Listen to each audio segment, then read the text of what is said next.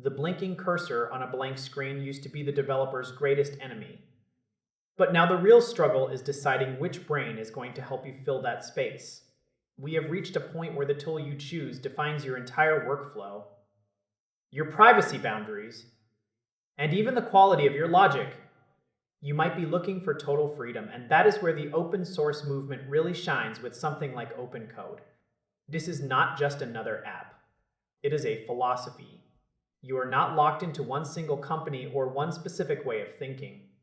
You can run it locally on your own machine. You can swap out the brain of the assistant whenever a better version comes along.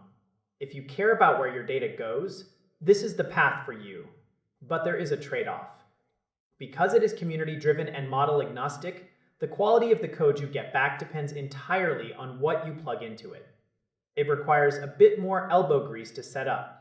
You have to be the pilot who knows how to calibrate the instruments. It is for the person who wants to tinker and have absolute control over their environment. Then you have the heavy hitters like the proprietary systems from the big labs. Claude Code feels different. It does not just spit out snippets.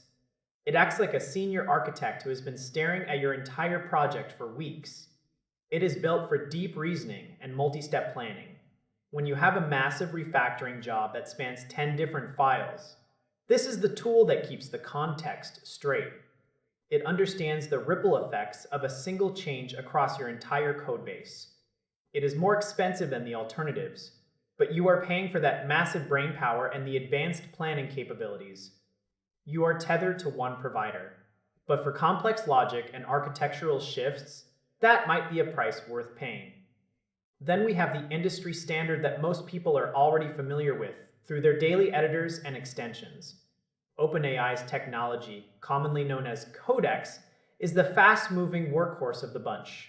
It is snappy. It is integrated into the tools you already use every single day. It excels at generating boilerplate and getting you through the repetitive parts of your day without any friction. The pricing is predictable. The integration is seamless. It is the accessible choice for the developer who just wants to get things done quickly and move on to the next task. Choosing between them is not about finding the absolute winner. It is about identifying your own priorities for the day. Do you want to be the master of your own environment with total privacy?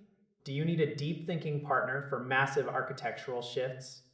Or do you just want a fast, reliable assistant that is already built into your favorite editor?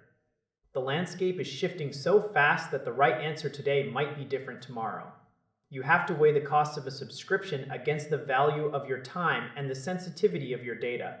Some developers love the thrill of customizing an open source terminal tool, while others just want to type a simple command and see a complex problem solved in seconds. No matter which way you lean, the days of writing every single line of logic by hand are fading into the past. We are entering an era of collaboration where your primary skill is no longer just typing, but directing these powerful engines to build something greater than the sum of its parts. It is a fascinating time to be building software.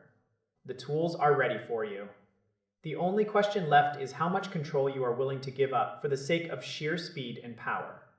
You have to decide if you want a tool that follows your lead or one that takes the wheel. Each path offers a different kind of productivity. And the best way to know is to put them to work on your own messy, real-world problems. This is about your craft and how you choose to evolve with it.